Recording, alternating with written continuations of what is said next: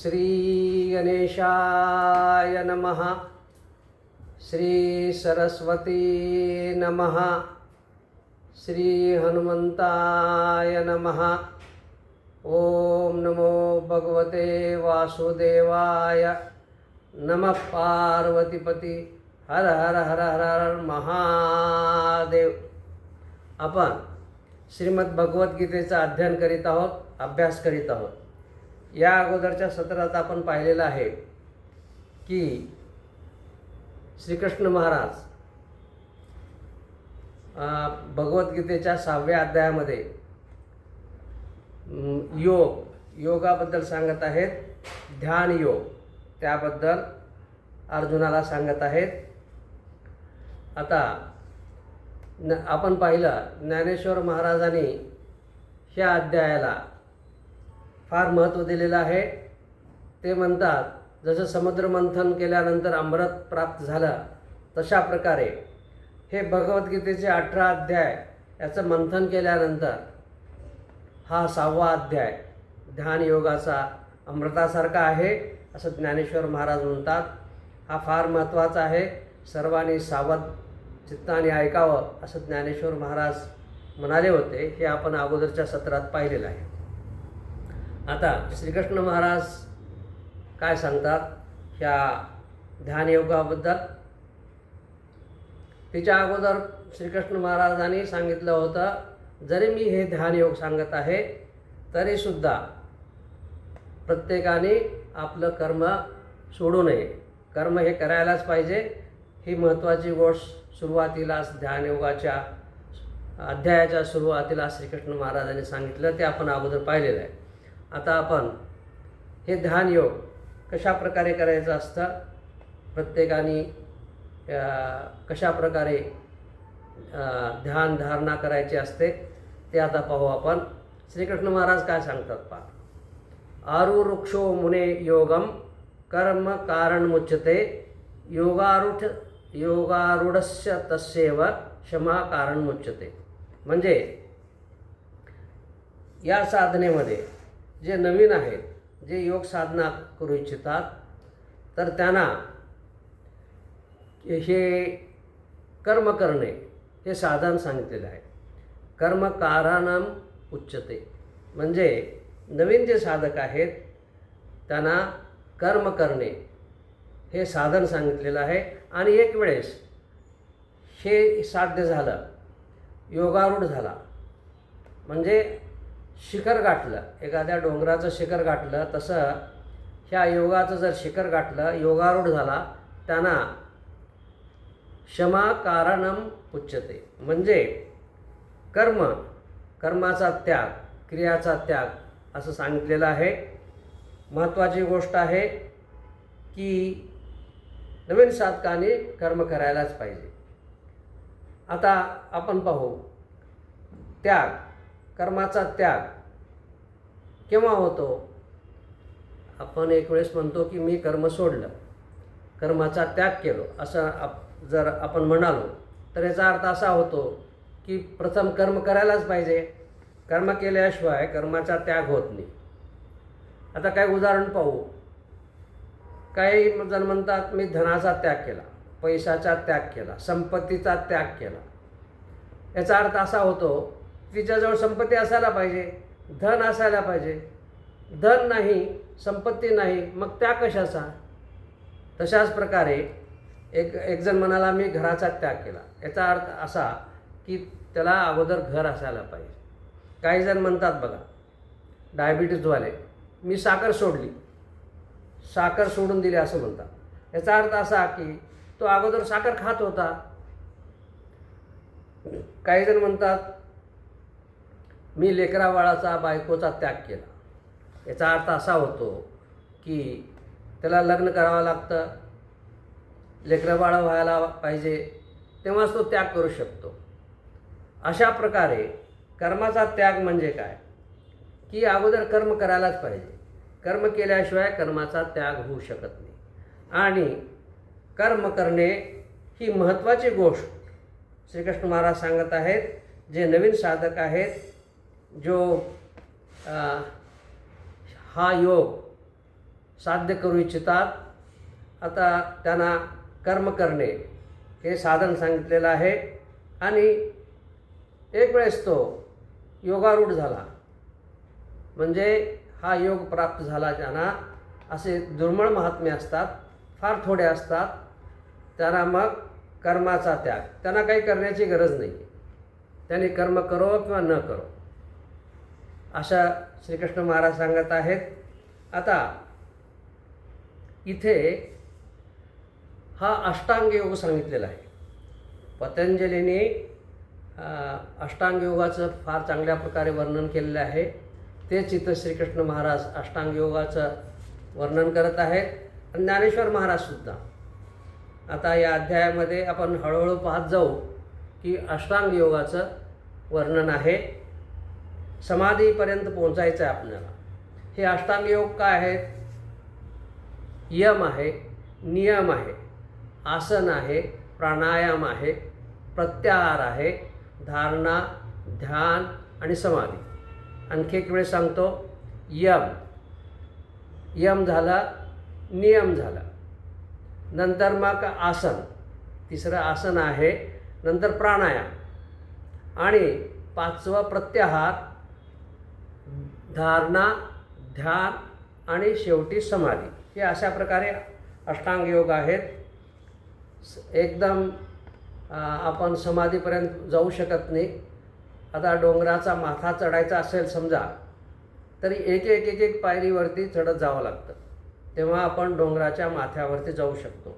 तशा प्रकारे आपल्याला समाधीपर्यंत जायचं आहे, शेवटच्या ध्यानापर्यंत जायचं आहे. तेव्हा काय करायला पाहिजे? ह्या पायऱ्या आहेत. यम. आता यमाचे प्रकार. यम म्हणजे काय? यम म्हणजे अहिंसा, सत्य, अस्तेय, ब्रह्मचर्य आणि अपरिग्रह. आता मी याचा विस्तार करत नाही, केव्हा तरी ज्ञानेश्वर महाराज याबद्दल सविस्तर सांगतील, त्यावेळेस आपण पाहू की यम म्हणजे काय, की मनुष्याने समाजामध्ये कशा प्रकारे वागावं याचे नियम. अहिंसा करू नये, सत्य बोलावं, अस्तेय म्हणजे चोरी करू नये, ब्रह्मचर्याचं पालन करावं, अपरिग्रह म्हणजे जरुरतपेक्षा जास्त संचय करू नये, ह्याला अपरिग्रह म्हणतात. नंतर नियम आहेत. हे नियम जे आहेत, प्रथम जे यम सांगितले ते समाजामध्ये आपण कसं वागावं त्याचे नियम आहेत. नंतर दुसरं नियम सांगितले आहे, आपण स्वतः कसं वागावं ते सांगितलेलं आहे. शौच आहे, संतोष आहे, तपस्या आहे, स्वाध्याय आणि ईश्वर प्रणिधान. म्हणजे काय? शौच म्हणजे काय? पावित्र्य. शारीरिक पावित्र्य असायला पाहिजे, मानसिक पावित्र्य असायला पाहिजे, शरीर, मन आणि वाणीनं मनुष्य पवित्र असायला पाहिजे, संतोष असायला पाहिजे मनामध्ये. नंतर तप असायला पाहिजे, स्वाध्यायाबद्दल या अगोदर मी सांगितलेलं आहे प्रवचनामध्ये, स्वाध्याय कशाला म्हणायचा. आणि ईश्वर परिधान म्हणजे ईश्वरास समर्पण. अशा प्रकारचे नियम आहेत. नंतर येतं आसन. आसन फार महत्त्वाची गोष्ट आहे ध्यान करण्यासाठी, की एका ठिकाणी बसणे. आता बसलेला आहे मी एका ठिकाणी बसणे हे फार महत्त्वाचं आहे. याच्यामध्ये आसनामध्ये श्रेष्ठ सांगितलेलं आहे पद्मासन. मग काही जणाला पद्मासन येत नाही तर अर्ध पद्मासन आहे. अर्ध पद्मासनसुद्धा जमत नसेल तर सुखासन. आता मी जे बसलो आहे ते सुखासनमध्ये बसलो आहे. समजा हे पण आपण बसता येत नाही तर आपण खुर्चीवरती बसावं. परंतु एक वेळेस बसल्यानंतर आपण स्थिर असावं, हालचाल कमी असावी. म्हणून मी तर नेहमी सांगत असतो, ह्या अगोदरचे नियम आहे ते रोजचे व्यवहार आहे, तो रोजचा व्यवहार करायला पाहिजे. आसन प्रथम मनुष्याने एका जागी बसण्याची सवय लावावी. मनुष्य एका जागी एका ठिकाणी 10-15 मिनिट बसू शकत नाही. काहीतरी चुळबुळ करतो, गुडघे तर दुखतात, पाय तर दुखतात, काहीतरी होतं. तर ही आसन याची सवय लावावी. नुसतं बसण्याची सवय लावावी. सुरुवातीला 5 मिनिट, नंतर 10 मिनिट, असं करत करत कमीत कमी अर्धा तास तरी बसण्याची सवय असावी.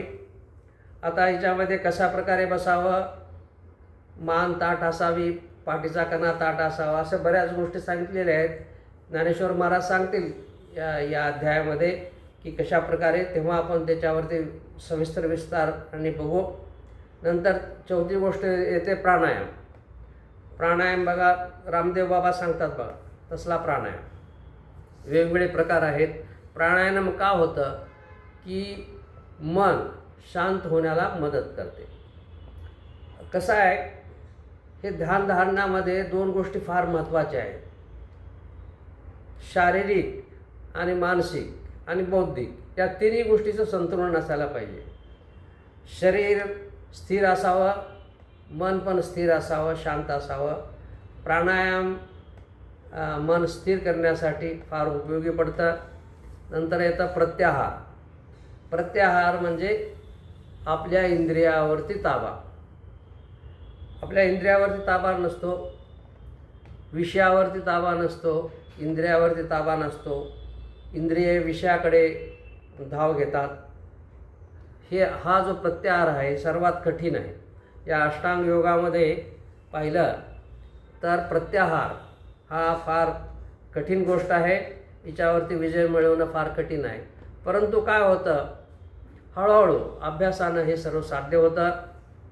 नंतर येतं धारणा. धारणा म्हणजे काय, ज्यावेळेस आपण स्वस्थ बसतो, डोळे मिटून बसतो, त्यावेळेस एका गोष्टीवरती आपलं मन केंद्रित करणे, एका विषयावरती मन केंद्रित करणे. मन काय करतं, बऱ्याच विषयाचं चिंतन करत राहतं. त्या बऱ्याच विषयापासून त्या मनाला ओढून आणून एका विषयावरती त्याला केंद्रित करणे, त्याला धारणा म्हणतात. इथं काय करायचं, आपले जे इष्टदेव आहेत, आपला जो कोणी इष्टदेव आहे, कोणी हनुमंत आहेत, श्रीरामचंद्र प्रभू आहेत, आज रामनवमी आहे,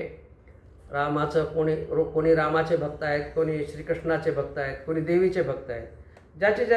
ज्या देवावरती श्रद्धा आहे त्याच्यावरती लक्ष केंद्रित करणे, मन केंद्रित करणे, याला धारणा म्हणतात. नंतर ध्यान, 7वी पायरी येते ध्यान, म्हणजे त्या इष्टदेवताचं मनातल्या मनात ध्यान करणे, म्हणजे मनातल्या मनात स्मरण करणे, ध्यान करणे. वाचेनं करायचं नाही, तोंडानं करायचं नाही, मनातल्या मनात स्मरण करत राहायचं, इष्टदेवताचं ध्यान करायचं, स्मरण करायचं. नंतर असं करत असताना मग काय होतं, शेवटी समाधी, म्हणजे आपण आणि इष्टदेव एकत्र होतो, एकच होतो.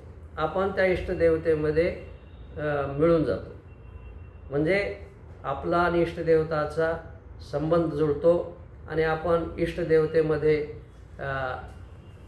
समावून जातो. ही फार मोठी गोष्ट आहे. हे होणं फार कठीण आहे, परंतु प्रयत्न करावा, हळूहळू प्रयत्न करावा. असं जर करत गेलात आपण तर काय होईल की थोडं आपण तिच्यावरती विजय मिळवत जाऊ. पहिलं अगोदर सांगितल्यासारखं आसन फार महत्त्वाचं आहे. नियम तर आहेत, हा रोजच्या व्यवहारामध्ये आपण असायला पाहिजे. नंतर आसन एका जागी बसण्याची आपण सवय लावून घ्यावी. प्राणायाम रामदेव बाबांनी सांगितल्यासारखं प्राणायाम करावा. प्रत्याहार म्हणजे इंद्रियावर ताबा मिळवणे फार कठीण गोष्ट आहे. नंतर मग आता इथपर्यंत काय आहे, हे बहिरंग साधना आहे, म्हणजे यम नियम आसन प्राणायाम आणि प्रत्याहार ही बहिरंग साधना आहे. नंतरची जी साधना धारणा ध्यान आणि समाधी ही अंतरंग म्हणजे मनातल्या मनात करण्याची साधना आहे. अशा प्रकारे हळूहळू आपण जर करत गेलो तर याचा नक्की फायदा होतो. याच्यावरती आपण आता पाहू ज्ञानेश्वर महाराज काय सांगतात ते. ज्ञानेश्वर महाराज फार चांगल्या प्रकारची गोष्ट सांगतात हिच्यामध्ये की अष्टांग योगाबद्दल फार चांगल्या प्रकारे वर्णन करतात. ते आपण पाहू आता थोडं हळूहळू. परंतु ही फार चांगली गोष्ट ज्ञानेश्वर महाराजने सांगितलेली आहे अष्टांग योगाबद्दल.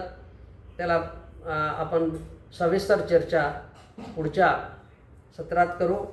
म्हणजे एक एक गोष्ट आपण पाहू, म्हणजे आपल्याला हळूहळू समजेल ज्ञानेश्वर महाराज काय म्हणतात ते आणि श्रीकृष्ण महाराज पण काय म्हणतात ते. आता हे आपण पुढच्या सत्रात बघू. हे सत्र इथेच थांबवतो. ओम नमः शिवाय. नमः पार्वतीपती. हर हर हर महादेव. ओम शांती शांती शांती.